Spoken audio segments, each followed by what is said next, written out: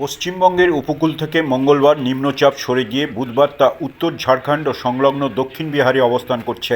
নিম্নচাপের প্রভাবে প্রবল বর্ষণ, ডিভিসির ছাড়া জল, রূপনারায়ণ মুন্ডেশ্বরী নদীর জলস্তর বেড়ে গিয়েছে, শিলাবতী নদীর ভাঙা বাঁধ দিয়ে জল ঢুকছে। সব মিলিয়ে রাজ্যের বিভিন্ন জেলায় বন্যা পরিস্থিতি তৈরি হয়েছে। বহু গ্রাম, রাস্তাঘাট, চাষের জমি সব জলের তলায় চলে গেছে। আরামবাগ, ঘাটাল, চন্দ্রকোনা, খানাকুল থই থই করছে জলে। মানুষের বাড়ি ঘর সব ভাসছে। নিম্নচাপ সরে যাওয়ায় রাজ্যে বৃষ্টিপাতের পরিমাণ কমলেও দক্ষিণবঙ্গের উত্তর ও দক্ষিণ 24 পরগনা, পূর্ব ও পশ্চিম মেদিনীপুর, বাঁকুড়ায় ঘন্টায় 30 থেকে 40 কিলোমিটার বেগে ঝোড়ো হাওয়ার সঙ্গে বজ্রবিদ্যুৎ সহ হালকা থেকে মাঝারি বৃষ্টিপাত চলবে।